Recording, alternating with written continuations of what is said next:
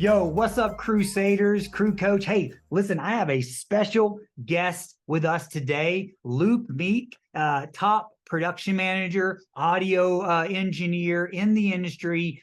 He's also now a published author of the book, The Efficient Hustle. Some of you folks have probably seen me post about it in the community and off the community. I read the book. It is such a valuable tool and resource to have. When I started touring as a production manager with Seal, if I would have had his book, man, I could have cut literally years of just all kinds of things to help me be a better PM. And he's put it all in a book. He's put all of his years of understanding and mistakes and all these things into a book to where you do not have to make his mistakes. You get to just learn directly from him. It's such a powerful thing. I wanted to introduce him like this because I just feel like I wanted to give him a platform and some credibility so you'll take what he's saying as true. He's done this for a very, very, very long time. And so what we're about to get to learn today could change our lives. And I want us to come approach this career chat like that. Like there is one thing that this man's about to probably say to you that you can take and it will change your life. I promise you that. Promise you that. So pay attention. Luke Meek, welcome to the Career Chats, man. Hey, man. Thanks. Good to be here. Let's change some lives. I love it. That was a great intro. Definitely, that's my goal. That was my goal with the book and the blog that I keep and everything else. It's like you said, in the book, I talk about a lot of mistakes and things I've done, but lessons learned from them. So everyone's going to go out there and make their own mistakes, but hopefully they can make a few less and, skip forward in time a little bit with the book and the insight that I give. Well, that's right, because, it's like there's no need to make all of those silly mistakes because he's laid it out for us in the book. Like we're getting to stand on the shoulders of giants. So then we can open ourselves up to new problems without having all of that old stuff that we could have went through trying to figure it out on our own. We've got Luke here as our guide, which has been pretty cool to see. Luke and I, real quick, Luke, I think, what was it, last year, some point we first connected before you? Yeah, when you were in pursuit of this, Luke reached out to me because we were connected. Somebody in the industry said, Kenny, I know a guy that's very similar temperament than you, that has probably the similar values than you, that you should get to know. He's wanting to learn how to get his message out a little bit more. He's writing a book. You should connect. So we connected, and our mutual friend was right. Like Luke has so much freaking value to give this industry. I am just so thrilled to get to speak with you today. How did all of this go down, by the way? Like, where are you from? Where are you based? I love that. That's a great question.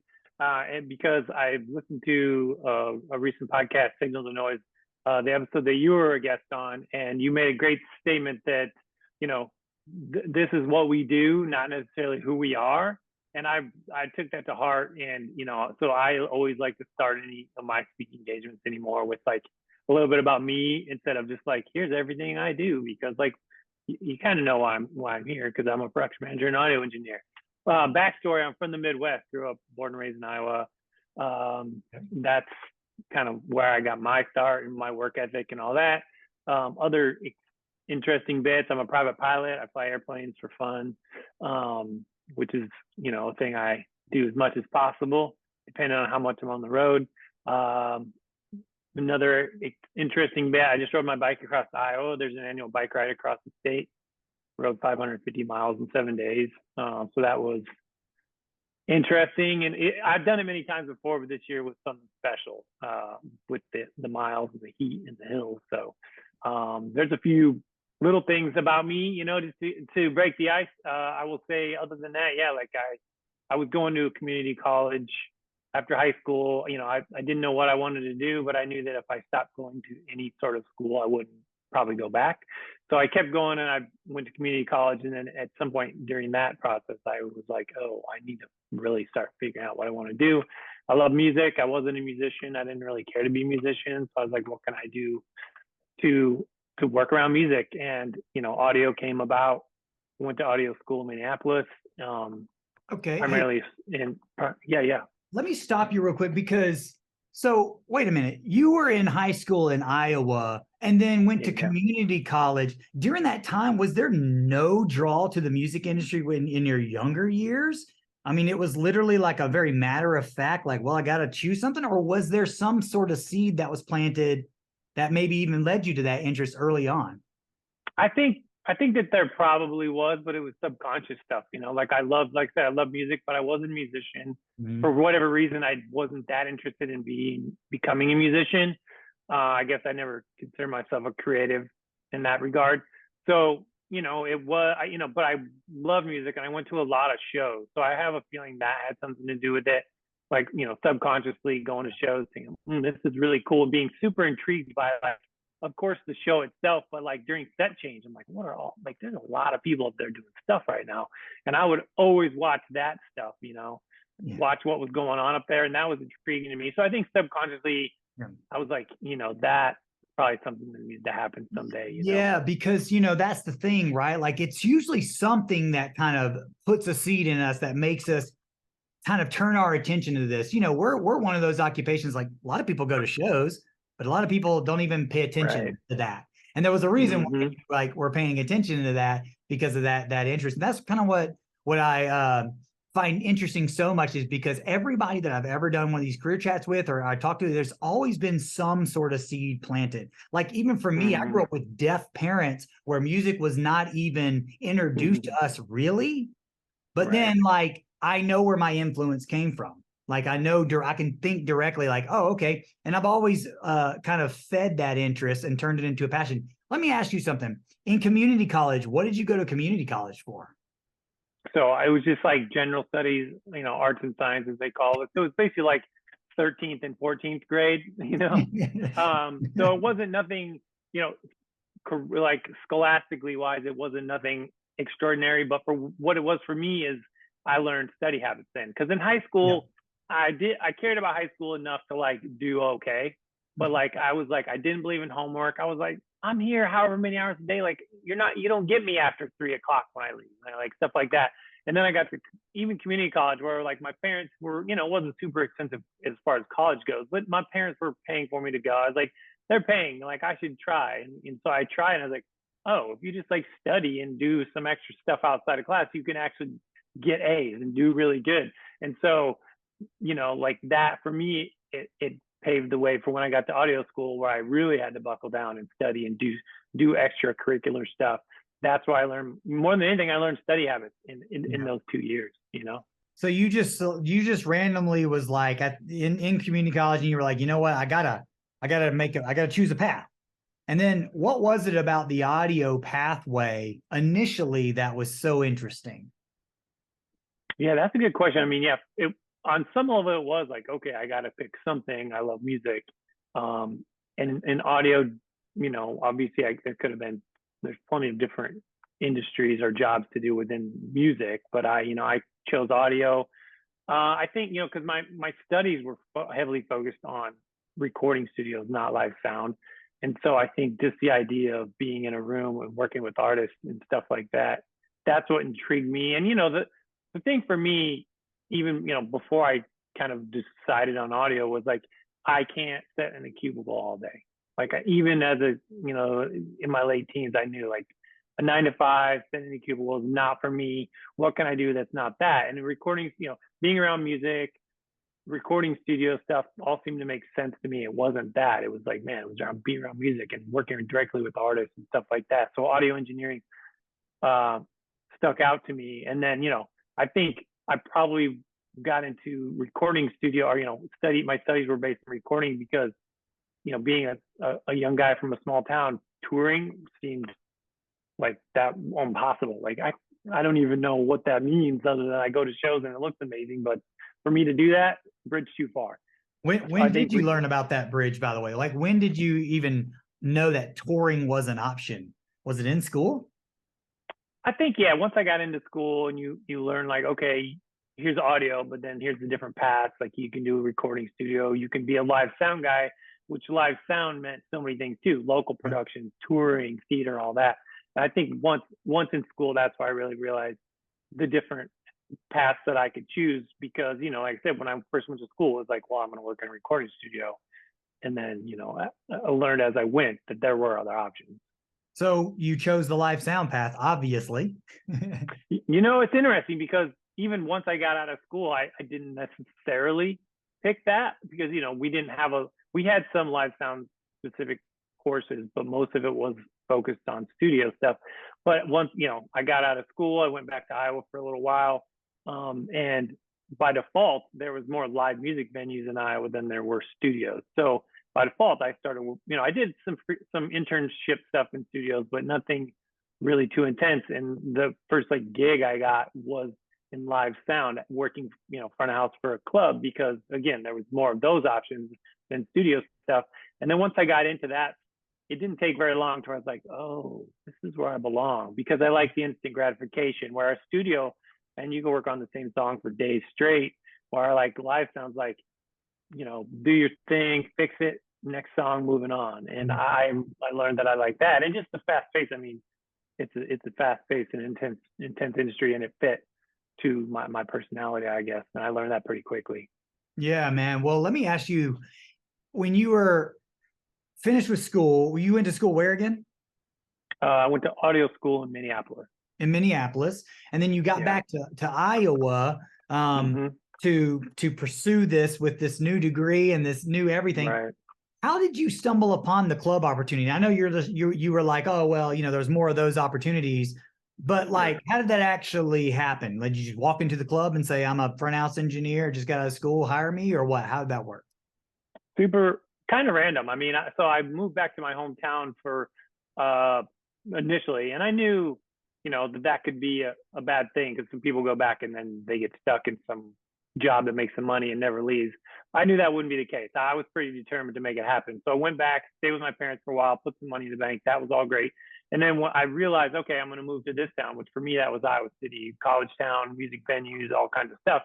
And so, I just, back then, internet wasn't super happening yet. And so I just literally, it was phone books, looking up recording studios and looking up live sound venues. And I just started cold calling them, hey, I'm coming to town. I just did this audio wise. Here's what I want to do. And, I would just call people. Back in those days, it was a lot of voicemails, and 9 out of 10 of them wouldn't call me back. Eventually a couple people called me back, and then one kind of stuck, and the guy was like, yeah, call me when you get here and we'll figure it out. So that's that. But it was literally just phone book and making phone calls, outreach and follow up. And then you followed your way up into an opportunity. And then what did that look like when you got that club gig? What did that look like for you? I mean, you'd never really mixed in that capacity before at that point, but what convinced the guy to give you the shot?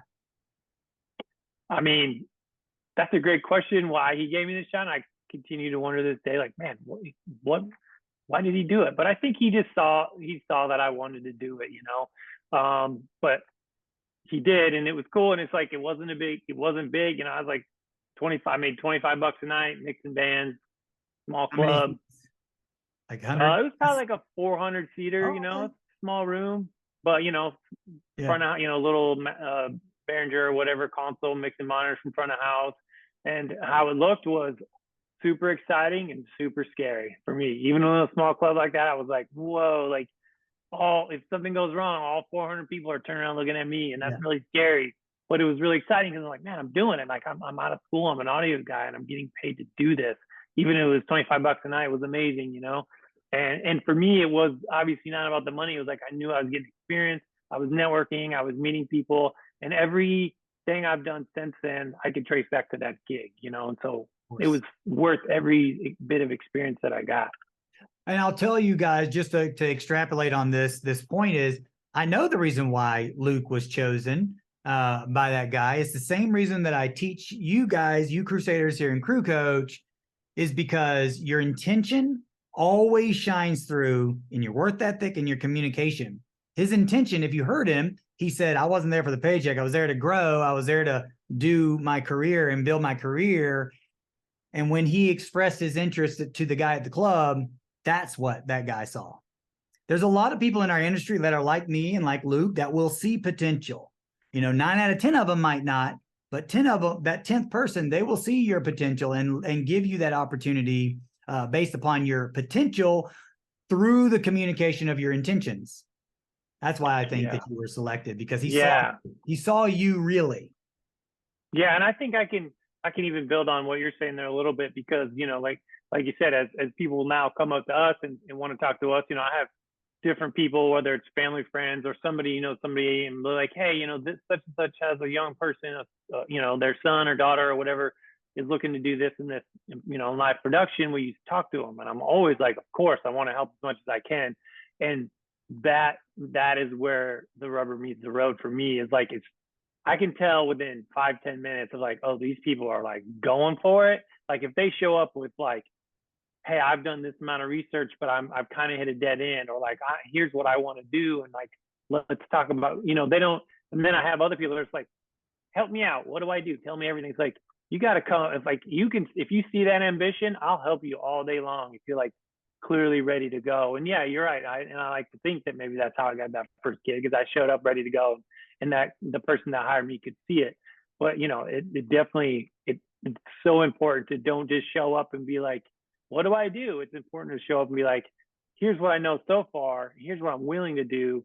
Maybe help steer me along the way, but don't just show up with your hands out.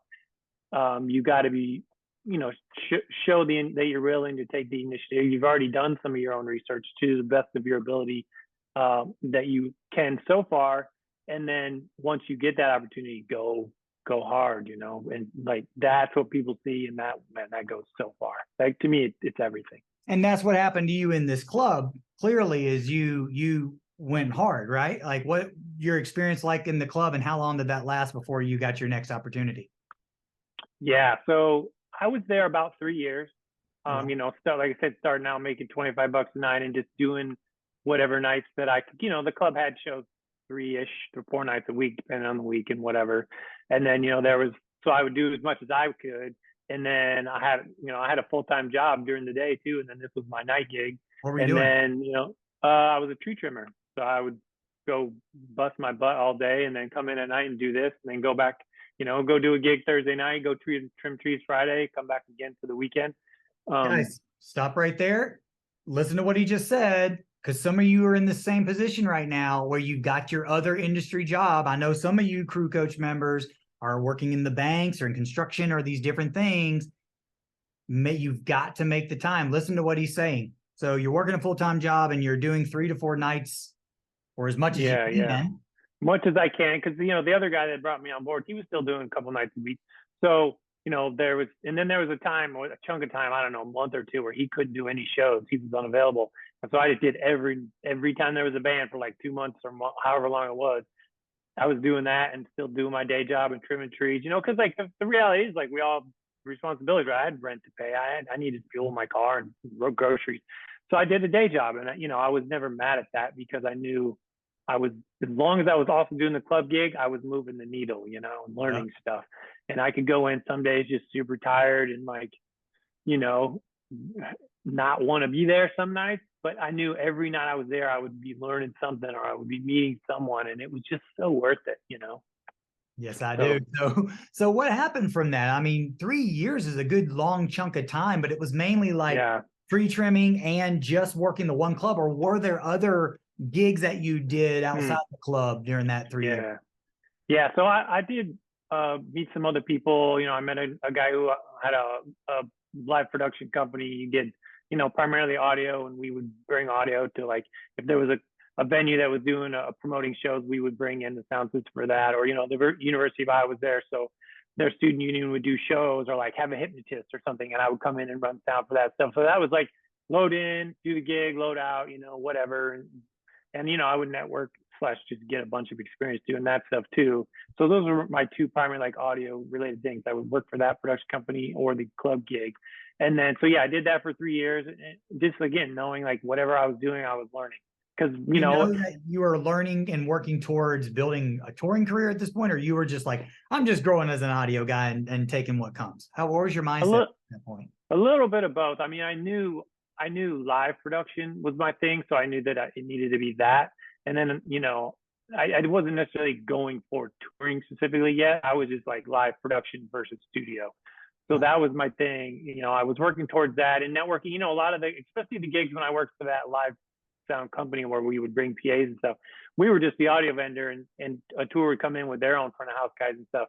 That's when I would just step back and watch everything they did and learn and get to, see not only what they did audio wise, but their personality. Like some guys would come in, or some people, guys, ladies, really cool, great to work with, and also super pro. And then some of them not so friendly, maybe so you learn things about that too. Like it's not just about your skill set, it's about how do people want to be around you, and that I noticed I kind of picked up on some of that stuff. So I did that stuff, those two things for 3 years. And then eventually I realized I'd kind of learned what I could learn in that moment. And so I was like, again, started to think of next moves. And I decided I wanted to move to Denver, Colorado, because I love Denver and I'm here and all that stuff. So I literally did the same thing again. The internet was starting to be a little bit more helpful for me, but it wasn't like Google and like YouTube and all this. It was just like I basically the phone book online, and I just looked up production companies and the same thing. I was just calling them. I was like, hey, here's what I do. I'm moving to Denver. I want to work for you. And again, like I would call them back. Hey, checking in. Did you get my message? Can we talk? And eventually a couple different companies kind of bit enough to make me feel good about moving there. Although I would have moved with 0 leads because I was ready to go. And I knew staying where I wasn't getting me any further. So, I got in with the company, and that's where, as a production person overall, that's where I really started to learn, because I wasn't just audio anymore. This company did lighting, video, power. So, sometimes I'd just be the power guy on a gig and work with generators and run a feeder.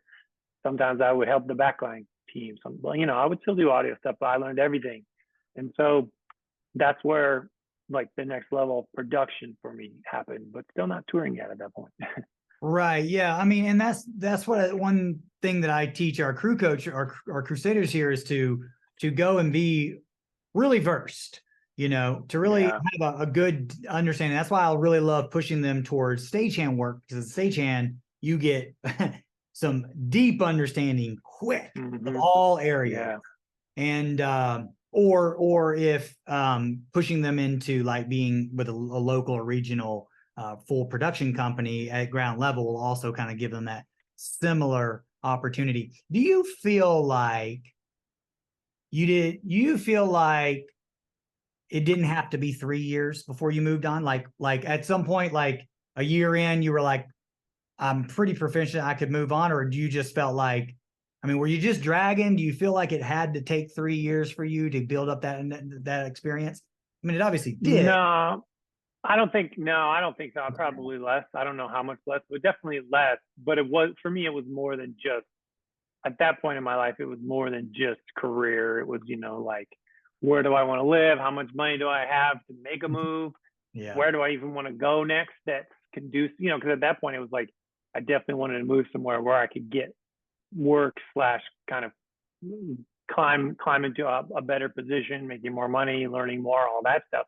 So there was a lot of things that had, that came into play, but, that could have, learning skills wise I could have left earlier, but, it happened how it happened. And I never looked back and with regret, Of course. And I only ask that, and I say it like that, is to kind of just to bring a point to our crusaders here, is the fact that, like, how long it takes you is really up to you.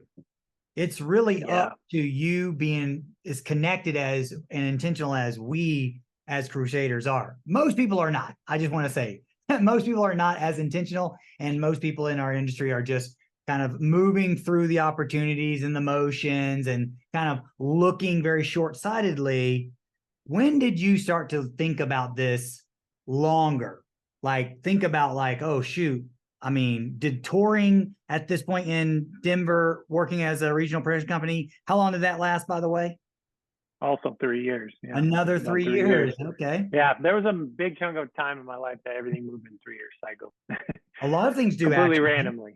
But yeah, a lot of things do actually in the entrepreneurship world. A lot of my business owner friends of mine, and even my own businesses, 3 years was always like a breaking point. For some weird reason, like 3 years is like a scale point. So maybe there's something to that. But like, you spent 3 years getting this incredible foundation, which I'm not mad at all. I did a very similar thing. from stagehand work in Atlanta, where I worked for a local company that did everything. And I just allowed myself to like let them put me wherever. And I ended up learning everything you can imagine, all the way up until consoles, really. I kind of like started to specialize, but like, I think it's a freaking wonderful experience and what made me probably a better production manager in the future. But for you, when did you know it was time to move on from that? Yeah, well, that I think when I started to realize I wanted to travel. And so for me, it was like, I knew I was in, like production was my thing. Yeah. I knew I wanted to continue to do that, but I also knew I wanted to travel. And it wasn't for me, it wasn't just touring. It was like, I want to travel. So I was pretty invested and did a lot of research on like trying to work on a cruise ship. Cause I was like, well, I don't need a lot of money. I can put all my stuff in storage. I maybe actually save some money, but I can do production and continue to do my thing and learn and work with different people and different musicians and artists and whatever while traveling and meeting people. And that, to me, that was it. And I was in, so I was pretty close to being ready to do that. And then kind of randomly, one of the bands that I knew from the Iowa City Club gig came through town because, they were still doing their thing.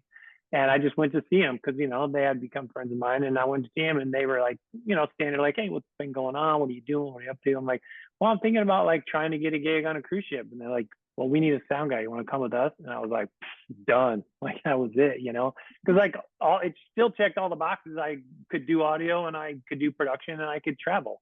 So I was like 100% I'm in. And that was that's how I kind of randomly fell into touring versus any other kind of traveling production. How old were you? There, then I was probably 24, 25. 24, okay, 25. Yeah.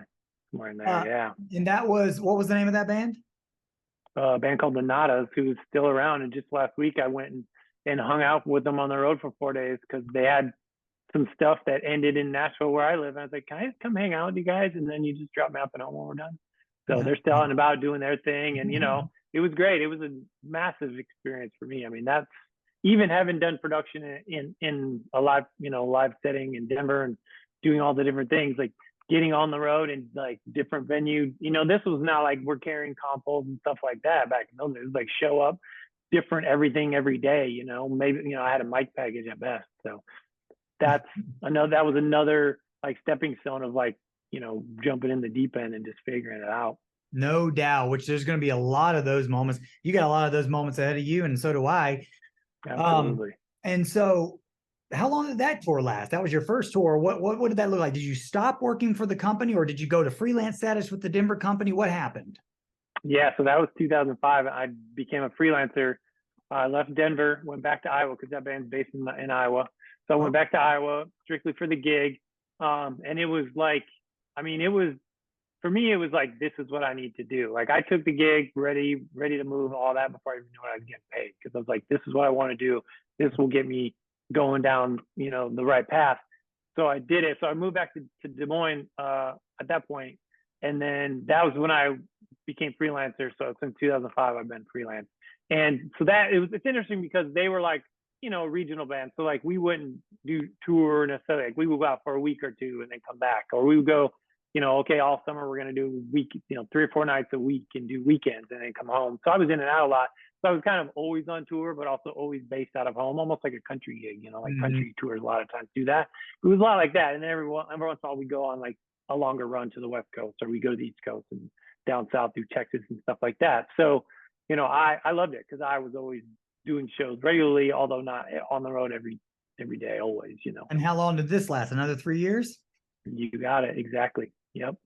Dude, and I would say like, given the kind of like what you're saying is like things kind of going through your cycles, like for a decade, it did for me. And I think in this time when I finally did leave, probably not too long before I did make my next move, I started to get that itch of like, all right, time to grow, time to get bigger, better, more. And so, yeah, that's probably the indication that the 3-year cycle is the thing, Yeah, for you. And that's a really wise pattern to acknowledge, because of the fact that like so many people struggle with knowing when to move on. And if you can clearly see your patterns, like I coach a lot of people that are just like, I don't know what to do about my position, about the gig I'm at. I'm struggling because I love it, but I also feel like I'm not valued and I want to grow and blah, blah, blah, blah, blah. But if you Right. can understand, if you're going through your life and you realize like, oh shoot, historically speaking, on about the third year, I start to get into a season of wanting to go and toil somewhere else Right. and plant seeds somewhere else. If you can actually have that acknowledgement that, dude, that's a massive self-awareness that you can leverage in a big way. It'll allow you to go, okay, well, at least for the next 2.5 years before I start to feel this, I can be all into what I'm doing, Right. and then really recognize the signs that come about. All the time this happens to people where they have these signs of they need to move on and they just don't. And they'll play this for sometimes years. And so after you started to feel like you wanted to do more and stuff, what do you think spawned that idea? Was it because you were playing shows that were with bigger bands and you were like meeting other people like yourself, but that were working with bigger acts? What really was like that moment where like, it's time for me to go and grow this thing forward? Yeah, I think, by that time, having been on the road for 3 years, like we would do our own shows and then we would do shows, opening for a bigger artist or whatever. And just knowing, I knew at that point there's bigger stuff out there. There's more money to be made. It's like I knew my growth had plateaued as much as it could in that situation. I love the guys. I love the band. I love everything we did. But I knew that if I was going to grow, it was time. I think you're right. Like about that 2.5 year mark is where I kind of started to feel the itch to move on. And then it was like, okay, how do I make that happen? Because up until that point, everything had, I worked to find the club to work at, and I worked to find production companies in Denver. But things on some level, they kind of fell into place as they needed. And this time I was like starting to feel that itch to move on before I exactly knew how or what to do, Usually so. What did you do?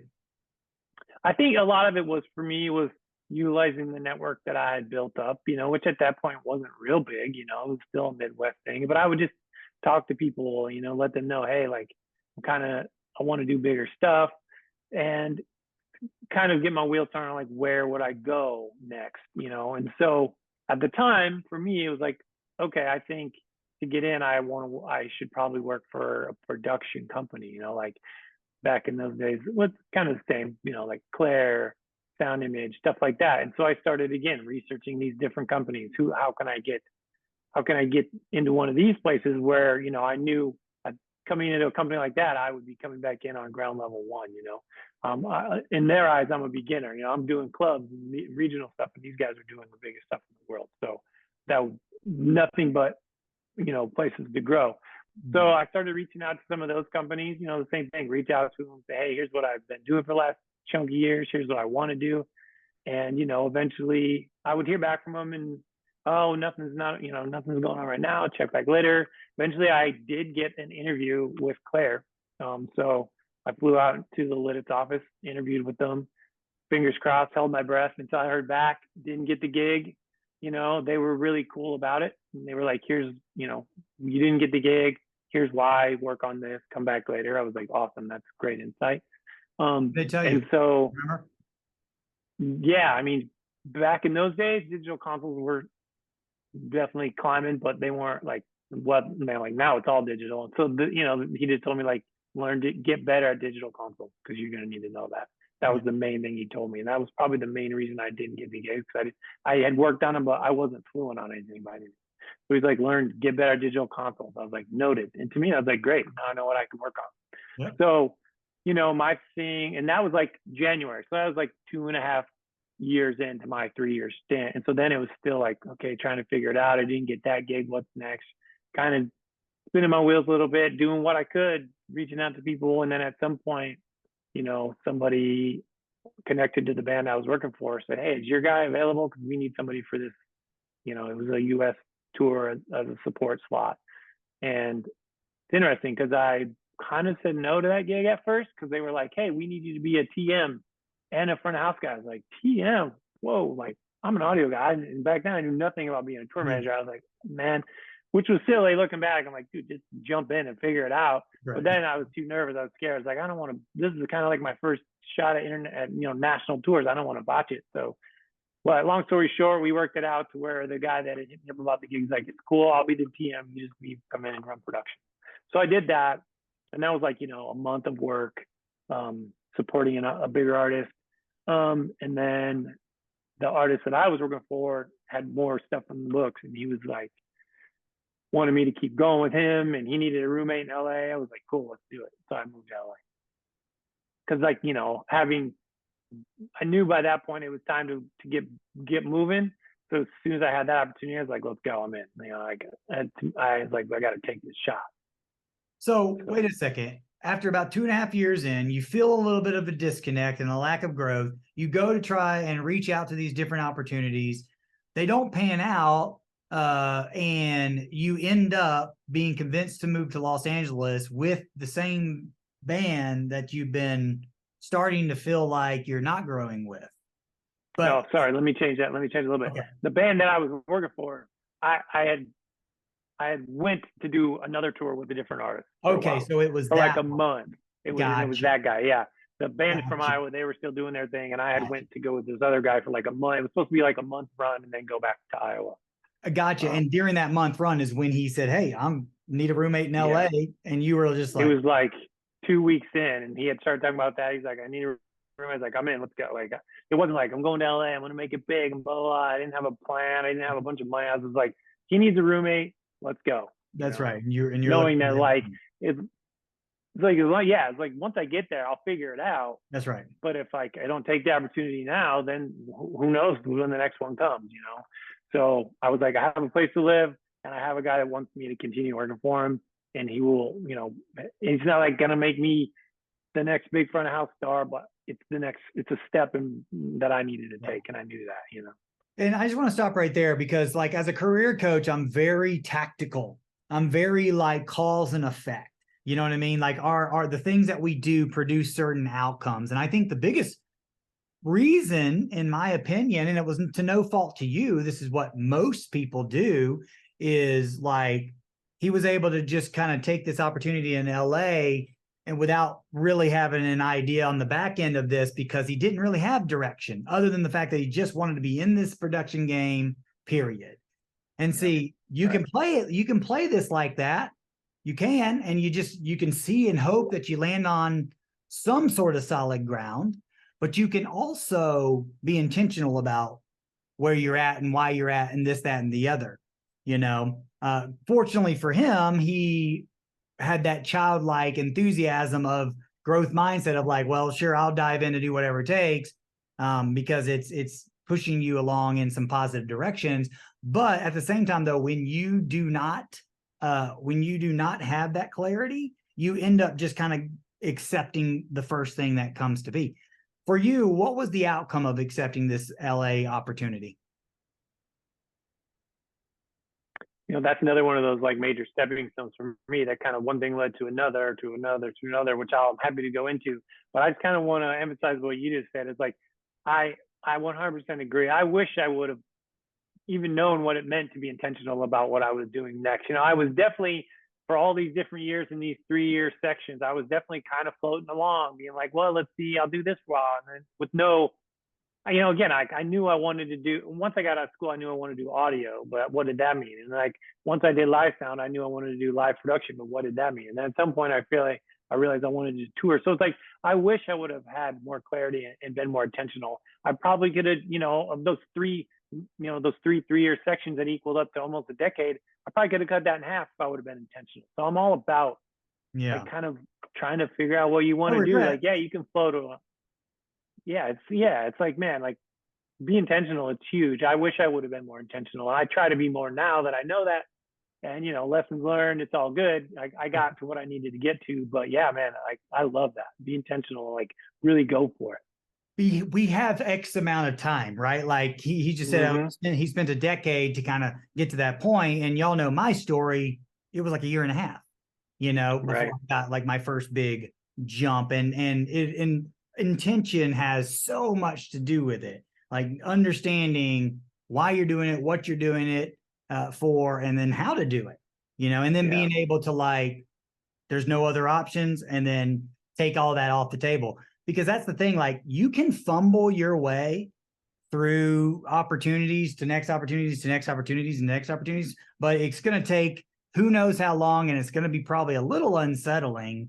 and you know, intention can rapidly cut off time. But you didn't do that. You got to grow for those almost decade, and now you're in LA. You're living with the lead singer Yeah, yeah.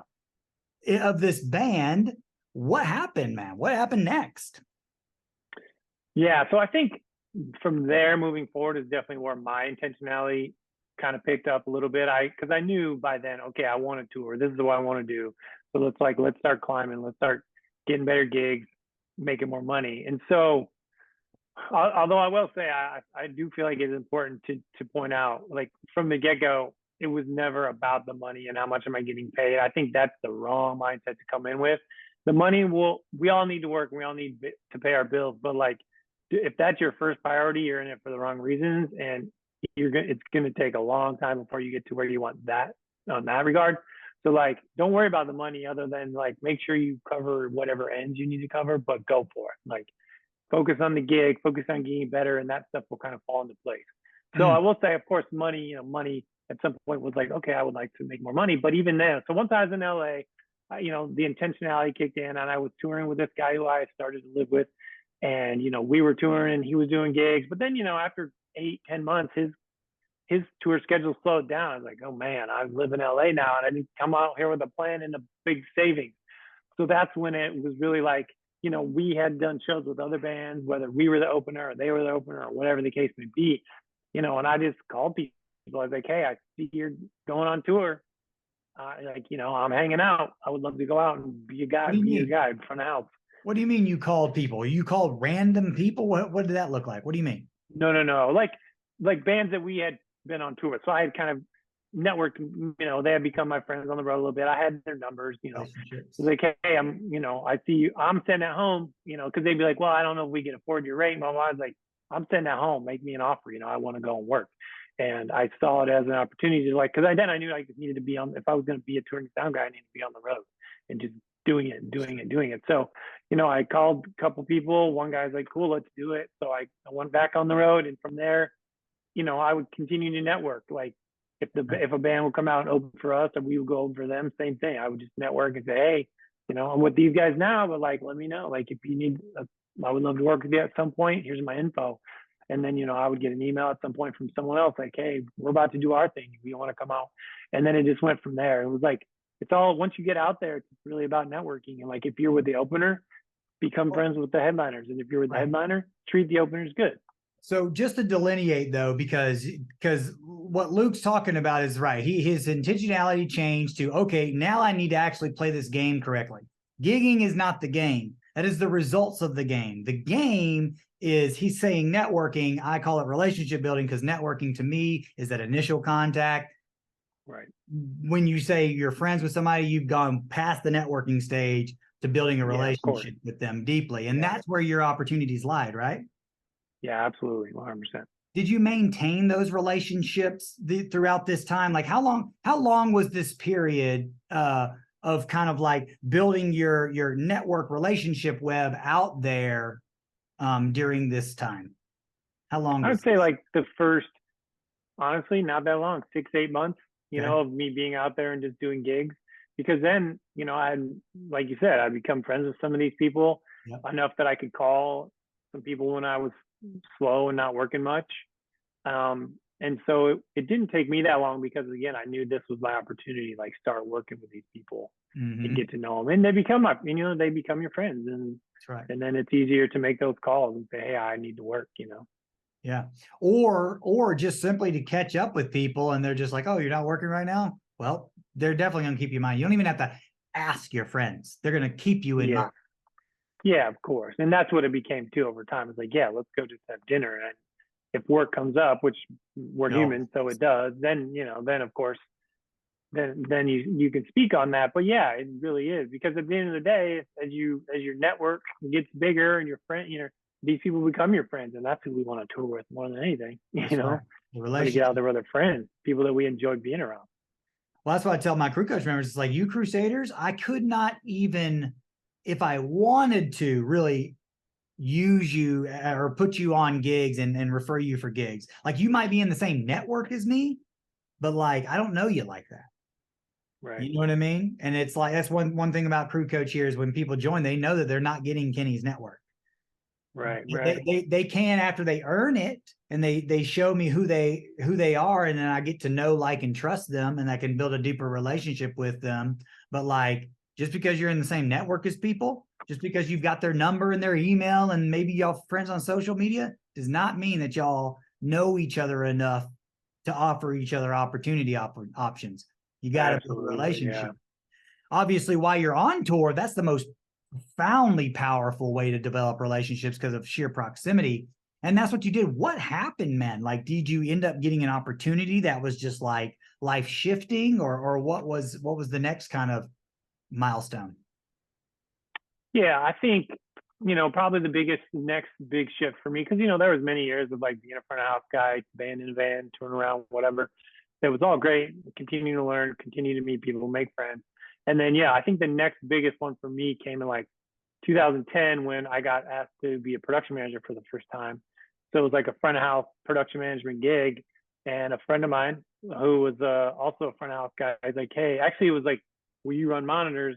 We need this band needed a monitor engineer, and then they needed a production manager. And I was literally like, what does that entail? What does a production manager do? And, I knew the term, but I didn't really know what I was getting myself into. And so he was going to be the front of house and TM. So we kind of bounced ideas off each other as far as like, okay, well, you can do this role and I'll do this role. And so for me, that was kind of the next step, because then it was like, I was wearing more hats, and, the artist was bigger. They were, doing the pretty, their shows were bigger. And then the following year they got on a massive tour as direct support. And that's, that took my experience level up a few notches as well, So was this the artist that you talked about in your book? No, that came a little bit after this one. Actually. Okay, that was when I had been a production manager for a little bit. Actually, the artist I talk about in my book was after this, my first kind of like big next pivotal moment in my career where I became a production manager. So you become a production manager with this artist. What was your first? Oh, what was the artist? The artist was called Need to Breathe. Oh, it was Need to Breathe. I toured with Need to Breathe. Yeah. Did you know that? Yeah, I do remember seeing that. That's so cool, man. So you worked with Need to Breathe in their tumultuous days. Indeed. Yep. Yeah, I know all about it. And so, well, what a great opportunity to be able to step into that and grow. Yeah. So you worked with Need to Breathe. How long did that last, and why did that stop? Yeah, so that was I would say, close to 2 years without looking at the calendar. So we did like essentially a year of headlining stuff, their own gigs. And then we were direct support for, I think, 8 months for Taylor Swift. And that was like, like I learned, that was insane, a learning opportunity for me. It's like, yeah, it's cool to do the bit. And like that, even back then she was primarily doing arenas, a few stadiums on the tour for sure. But, for me, it was like, man, it was just like fast forward, because I was like, all of a sudden, day in and day out in these big venues, seeing what goes on. And like, I was working for direct support, which, gave me hours of the day to just be like, go in. And I knew that this was like a great opportunity, again, not only just to like network, because I mean, when you're on a tour for that long, you make friends. So I made some great friends in that camp, which I'm still, I just hung out with my buddy Vito, who used to be our monitor engineer. I just hung out with him. I'm wearing great contacts. So like, for me, I was like, man, I have to go work so many hours a day. And then I have direct access to, all these people that I would never have direct access to, whether it's the systems techs and the monitor engineers and everything. And every day, all day, I would just go hang out in the arena. I would come in and do what I needed to for the Need to Breathe gig and get ready. So when we got the stage, we could do our thing. But otherwise, I was watching, I was learning, I was making friends, and it got to the point where, like, at the end of the day, I was helping them. I was like, I'm going to prove to them that I know I'm willing to work. So I would help them take the PA down every day. I would help them pack up monitor roll every day, to the point where, like, there was a time or two where Vito had to go, like, right after the show. They left and did something else, and they'd be like, hey, would you pack up our monitor roll today? So I would, like, all of a sudden I'm essentially working for, an arena gig for free, just because I knew it was a good opportunity, and it was a way for me to learn. So I'm like, I could go sit on the bus and do dumb stuff all day, or I Mhm. could come in here and learn all these things, and I have access to all these amazing people that are top of their game, That's right. and that was huge for me. And then, so we did that Taylor tour. I will say, the Taylor tour was my last run with them. To keep it short and sweet, because you asked why, what that gig stopped for your previous comment. It was tumultuous years with that band, and I had my fill, so I moved on. I think we kind of parted ways amicably, but I would never regret it. And it's the only gig that I've done as a monitor engineer, and I learned that I don't want to do that long term. Some people can work both ends of the snake. I'm a front of house guy, and Yeah, I'm yeah. okay with that. Yeah, which is great for you because that puts you in a position of real clear hireability. Absolutely. And we don't have to expand on the need to breathe thing as far as like why it became tumultuous and moving on. But I just want to kind of reiterate this to our Crusaders is that this shit does get hard out there, and Mm-hmm. people make things difficult. And that's why, guys, I'm so bullish on you and your personal development and your personal fortitude, because when you go through things like this, challenges, sometimes that seemingly like people are aiming disrespect towards you and all of this different stuff, you have one choice, which is to control the controllables, control you and your emotions. If you don't allow yourself to stay and remain professional during that time, it won't leave amicable. And it could haunt you, because there are plenty of people that have gone through situations like Luke probably went through with those guys, that didn't leave in a good way, that it is following them throughout their entire career. So you leave Need to Breathe. What happened next? Did you leave without another opportunity on the line, or was it something that like you were forced out, or what? No, I wasn't forced out again. It's kind of like, okay, it's ran its course, Yeah. which happens. So I did that thing. Yeah, I didn't have anything else online. And again, I just called my friends, again, like they knew I had been out on that. I'm like, hey, I'm back home again. Let's hang out. What are you guys doing? And then came to be where I got offered a tour with an artist that I worked with before Need to Breathe. So I went back out with them for a while.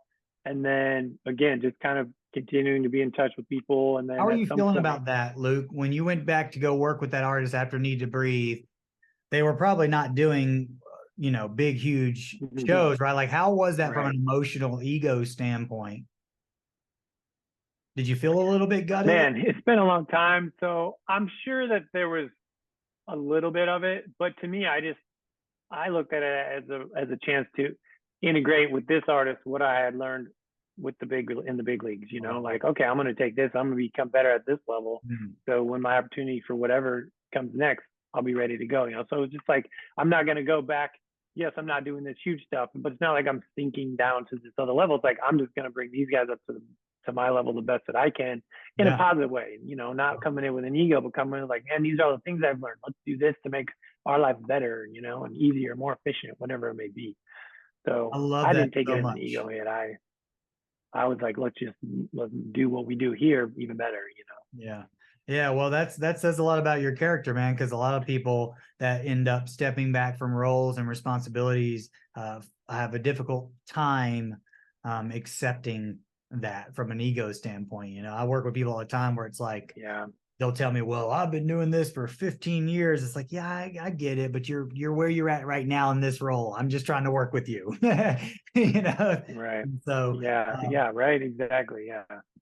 I get it all the time. So then you end up, you're back there, you're doing that stuff, you're leveling them up because of what you gained from out there. You did all the right things. By the way, I wanted to kind of stop you then, but I didn't, was the fact that like what Luke did was exactly what I used to do out on the Toby Keith tour when I was on my first tour, was I jumped in with every department, period, just to kind of throw myself out there to help. And it was just to show them who I am, my work ethic, my brand, and of course to learn myself and to grow my professional relationships. And so, and it, of course, it ends up paying off. How did it pay off for you?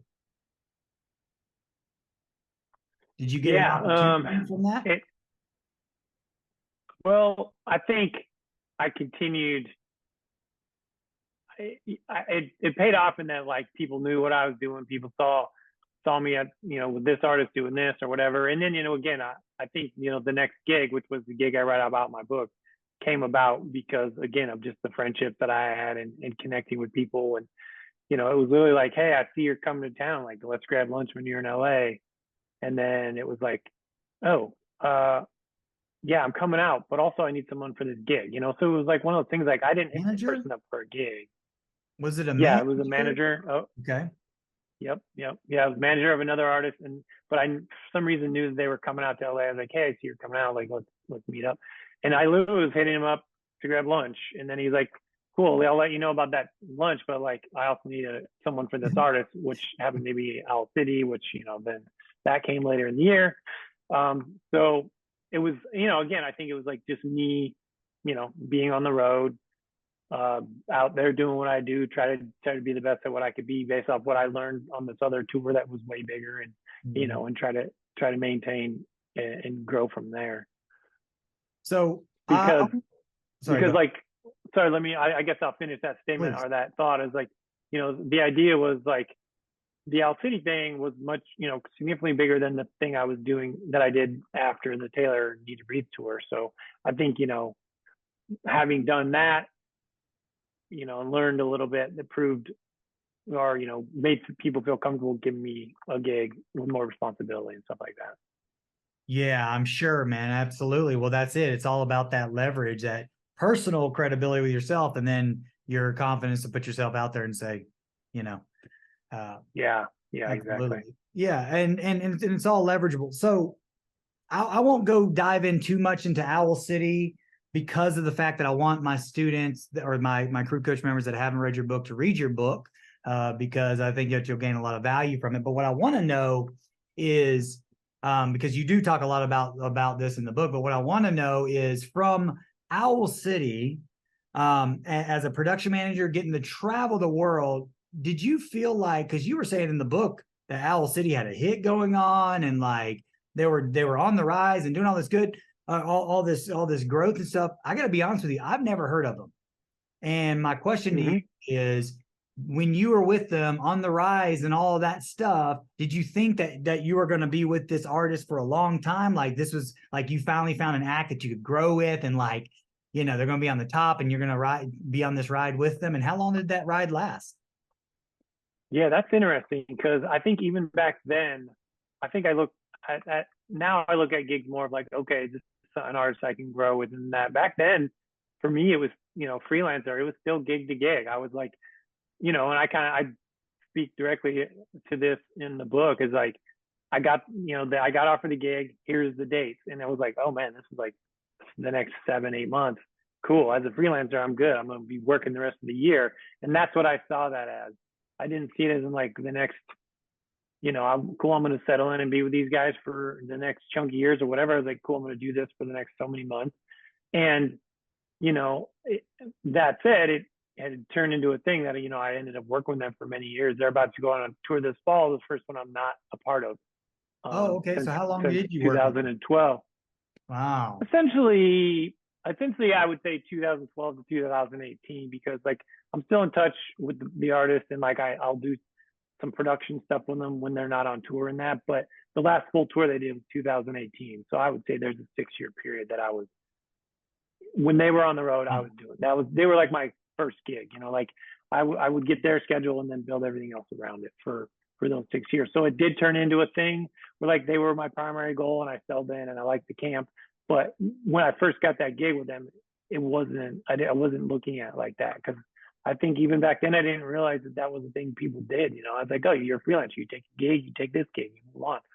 And then I started to realize over time, like, oh, you build a team as a production manager, especially you build a team and you get these people that you really like. You appreciate not only what they do, but their personalities. Do they represent you well? Do they represent the artist well? With promoters and venues and other local production teams, And so while working with them for those chunky years, that's when I really started to realize it's something that you develop. And the goal is to be with an artist for a chunk of time once you find that right fit, Yeah. Or you could, in that regard. And I think that one delineation there, and I always delineate that with here in Crew Coach, is the difference of gigging and building a career. And there's a big difference in it, in that, like, and I always tell my crusaders to do this. When you go and consider opportunities, like, yeah, sure, they're considering hiring you for the work, but like when you're building a career, you're actually hiring them too. You're making sure that they are a good fit for you to be able to thrive in your role. But most crew people are gigging. Most people are just gigging. Most people are not career building. They're just simply gigging. And so they'll take whomever, whenever, whatever. I just need a gig, you know? And when you can be when you're young, I mean, like when you're new at it, you know, like I was for years, that was what it was. Like, I just need to work. But yeah, and I think it took me a long time to realize that, like, I am building a career. And absolutely, man, what you're saying is spot on. Like, I'm not trying to gig. I don't want a gig. I don't want to be like, cool, what's the gig and how much? It's like, well, who else is on the tour? You know, is this a longevity thing? Yeah. It's like, man, if this artist is gonna put an album out and they're gonna, you know, am I gonna be on this next tour cycle that might be the next 2 years? And I'm not gonna be gone for 2 years straight, but man, do I like these people that are on this tour? Because I'm about to spend a bunch of time with them. And to me, that's almost more important than the money these days. Yeah, and also, is it giving me the growth opportunities, you know? And that's where, like, I encourage anyone to make a choice of, because then it allows you to actually be in control of your movements, and then it also allows you to take the same efforts that it does to try to get gigs and inject that into building a career. They become one and the same. Dude, 98% of crew people do not do this. That's why I am an anomaly in this industry, even though I'm not. And that's why I was a product of this industry. And that's why I'm a coach today, was because of the fact that 98% of people just gig in this business. Sad to say. Yeah. They just simply gig. And wonder why they're not connected, and why they never feel valid and valued, and why they never feel like they make enough money. It's like, yeah, because you're gigging. Now, you're not thinking of you're thinking of your gig and doing a service for money.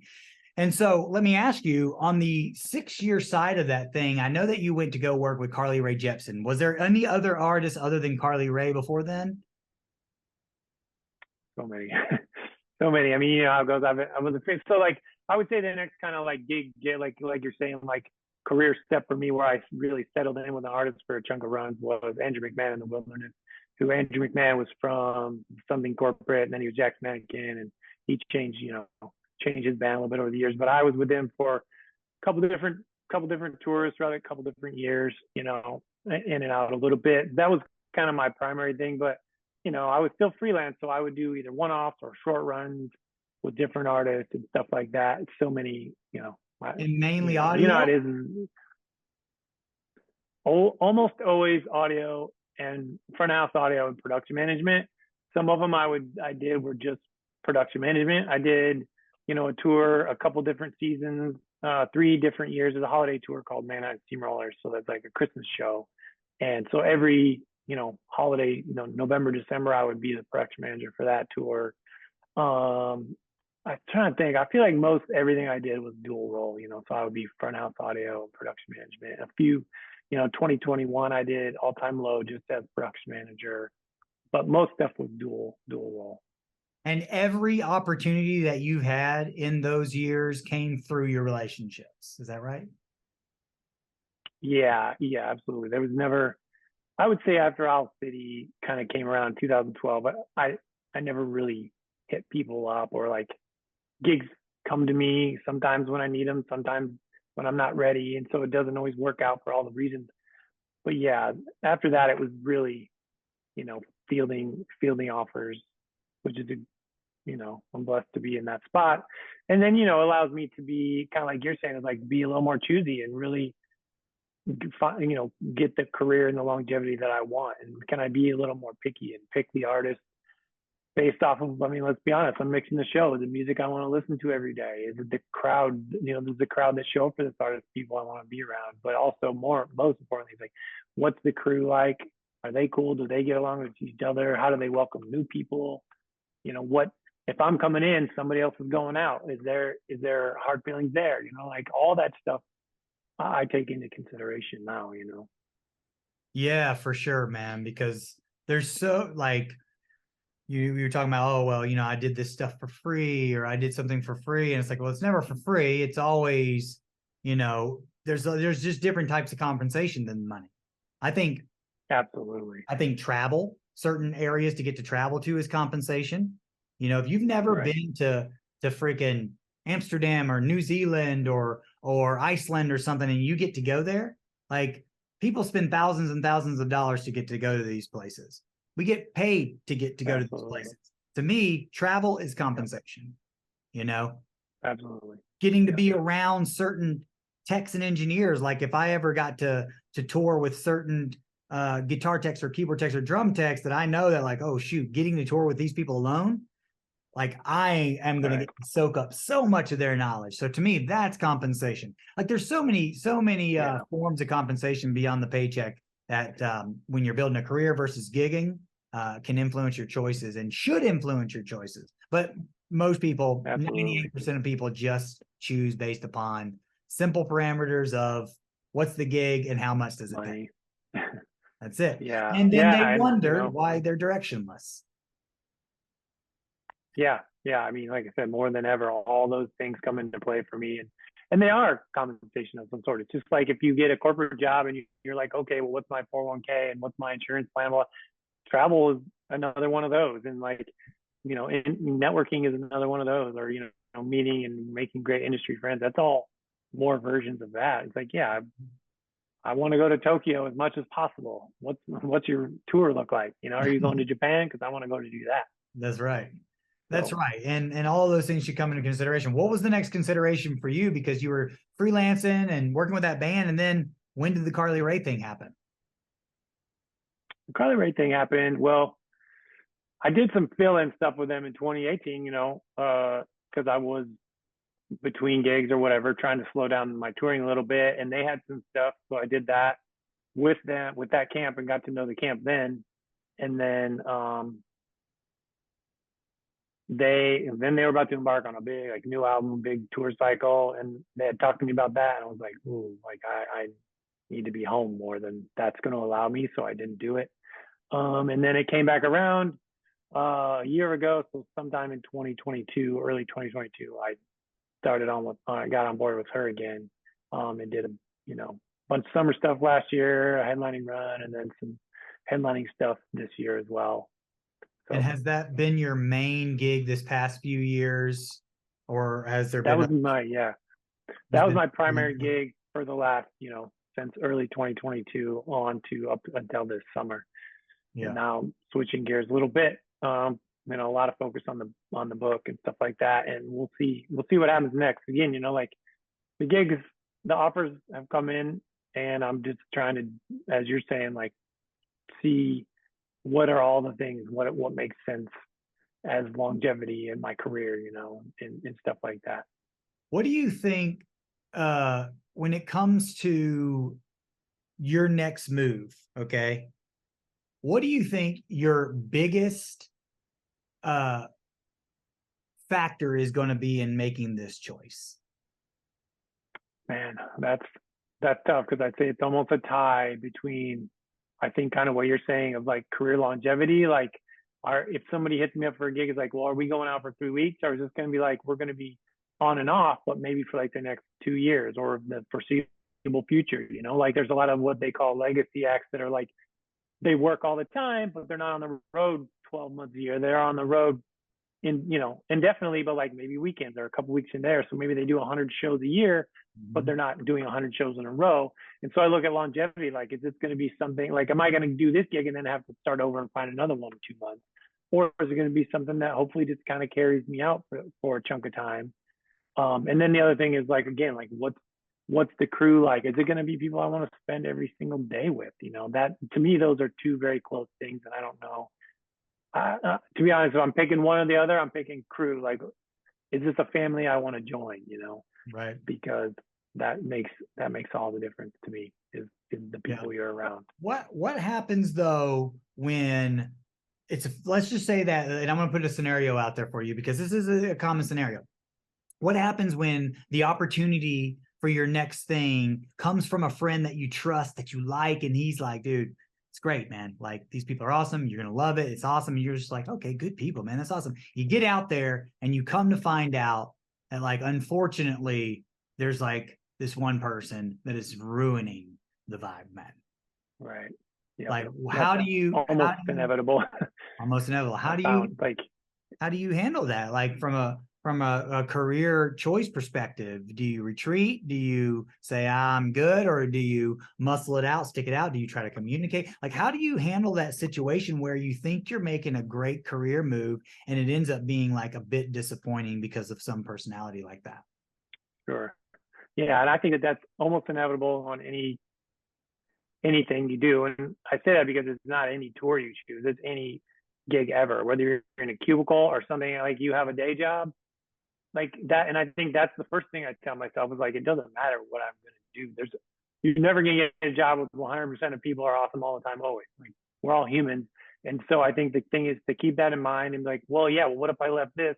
What are the chances that the next thing I would take doesn't have one or more of these people that kind of rub me the wrong way? And so the approach from that is, like, keep in perspective that it's kind of human nature. You're always going to have someone that you don't totally jive with. So you shouldn't necessarily leave the gig for it. And then the idea is, like, well, how do you soften the blow? Like, how do you so it's a different thing. I feel like trying to get to know these people better and then see if it's a thing where you kind of just let that person stew in their own unhappiness, or it's something that you try to talk with them about. It just depends on the situation.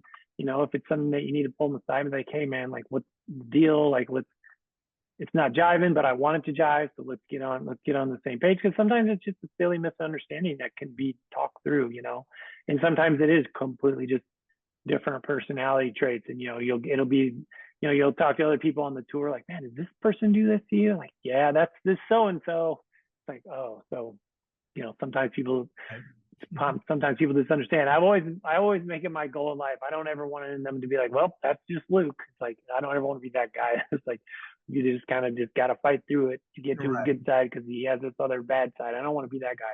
But anyway, to your question, like, yeah, it's like every situation is different, but I think, talk through it with the person if you can, feel it out via other people that know the person better and see if it's just you and them, or maybe it is just a bigger thing that you're not going to necessarily change in them. So you got to figure out how to work it out and get it through your day to day without them ruining every day, Yeah, no doubt, man. That's definitely good. It's about taking control of your part of it all. I love that. Well, yeah, of course. What do you look for as a PM when you're hiring crew? Man, I'll say, like, I always say personality is almost more than skill set these days. Now it depends on the level of crew you're trying to hire. Like, if you're like, hey, I just need an A2, so maybe you don't have to be a super experienced audio guy or audio person, because it could be anybody at this point for sure. Like, first of all, yeah, you need to know your gig to a certain point, but these days I'm willing to get people in there and let them learn and get better at their gig if they're a great person. And again, they bring a positive vibe and they represent you and the artist and the whole team in the right way and stuff like that. So I think the number one is ambition. Do they want to get in there and they want to come work hard, or are they going to try to, like, do the minimal and then get out of there? So, like, ambition and, work ethic, and then it's experience level as in relation to the gig they're going to maybe get. And then personality, personality is almost most important to me. No doubt, man. That's a big one. And then would you bring somebody into your camp that's brand new, that's never toured before, but that just has some of those other qualities? Would you take a chance on somebody like that? Yeah, 100%. 100%. I mean, the fact is, like, we all had our first gig on our first tour and everything. Like, you have to give them their shot. And again, if they have some of those other traits and they're like, you see that in this person, absolutely. I not only would I do it, I love to do it, as much as I can, because again, somebody gave me my first shot, and I love to pay it back a little bit and get people in the door, because it's, once they get in there, if they have that ambition, let's go, Right. Yeah. Cause you never know, you might end up platforming somebody that ends up becoming one of the best in the business, and Oh you man, were able to get them. absolutely. I've seen this quite often, actually. I've been able to help facilitate some of that myself, and it feels good, man, to recognize that sort of authenticity that same person Yeah. saw in you. Well, then let me ask you this, Mhm. and we'll leave it at this, man. And by the way, thank you, Luke. Hopefully you've had a good time. I've had a great chat, man. Thanks for diving Man, into all pleasure, of this pleasure. stuff. It's fun to Absolutely. talk about the actual game of this. You know, everyone talks about the skill set, everyone talks about the Right. companies, you know, some of the tactics and how-tos, but like we get down to the nitty-gritty of the glue, man. Like what we discussed here is the actual what it takes to build the career, the stepping into yourself, the confidence through the uncertainty, the pushing through the doubt, the getting a bit clear, taking risks, like all these things, you know, developing relationships, taking your, you know, being relentless, always following up and following up and following up and get yourself considered. Like that's what builds the career. The gigs are just the results of that. And I think your story has really proven that, man. And so thank you again for Yeah. sharing with us. Let me ask you one final question. If Yeah. someone was just getting started, knowing what you know now, what would you advise them to do? Or maybe I should ask the question like this. If you were just getting started, you didn't have any of the network, any of the relationships, or any of the skills, but you understood everything that you just went through, what would you advise yourself that you were just getting started on how to actually do it now that you're on the other side of it? Yeah. I think, I mean, honestly, a lot of what Kenny Barnwell teaches, you know, like get in there at whatever level you're able to. If you're a brand new beginner, like, and you want to do some live sound, like go to the local club, hit up even if like don't be too proud. Like get in, like if it's a small production company and a guy just has a console and some speakers that he carries around in a van, that guy, like go work for him. Like everything is learning. Everything can be your first step, you know? And so like the key really is like, even if you have that knowledge base of whatever you're trying to get into, whether it's lighting or audio or video or, you know, rigging, like you got to start somewhere. And so if you don't have the knowledge base, see what you can do to get the knowledge base. And sometimes that all comes from the same thing as experience. Like I always look at this industry as like getting your driver's license. Like, yeah, I got out of audio school. Just like you get your driver's license, you're not a good driver yet. Like I got out of audio school, it doesn't mean I was like a great engineer yet. So like get in there and just, you know, get your learner's permit however you can, and just like start doing gigs, whether if you can be the 10th audio guy on a huge crew, or, you know, the number one audio guy on a small audio crew. Like it all helps. So I think anything you can do, don't be, and you know, I think the other thing is don't be ashamed to admit what you don't know. So like when you do get these gigs, because you know they always say like fake it till you make it, and to a point, sure, but also admit it when you don't know it. So like I think what I would tell people is like find whatever your niche is, whether it's audio or backline or whatever, and then find out how you can start learning the very basics of that gig, and meeting people and making friends at the very basic level of that gig, and then admit when you don't know something and ask a lot of questions, and then that's how you're going to learn. And then by asking questions and admitting what you don't know, people say, A, you're honest, and then B, you're interested and you want to learn. And so then it goes from there. And then, you know, you might be helping this guy load speakers out of his van and do a little speakers on sticks gig, but then somebody else sees you like, oh, well, that guy knows audio. And, you know, next thing you know, you're driving the truck and you're leading the crew and stuff like that. So it's like, you know, don't be too proud to not take something if it's a good step for you, even if it's the first step on a big ladder, you know. Man, I love that so much, because we all have to start at the bottom of the experience ladder no matter what. I don't care if you got a degree Right. or you're like me and a high school dropout, you have to start at the bottom of the experience ladder no matter what. Yeah, I man. love that. Absolutely. Such good advice. Just start, people. Just start. Luke, Meek, my brother, thank you so dang much. Crusaders, if y'all have anything to ask of Luke, or you got any takeaways or comments from this, right below this video in the education vault, you'll see the comment section. Just type in there your comments, some takeaways. I'll let Luke know. I'll also be posting a link to Luke's book. I want all of y'all to grab a copy of that. I know some of you Crusaders have already bought his book and are reading it now. So kudos to you for that, because what he's doing is tremendous. He's taken all these years and put it into a guidebook for us. And so that's pretty valuable. And I'm so grateful for it. Luke, dude, thank you so much again. We really appreciate it from the bottom of our hearts here in Crew Coach. And until next time, go get them.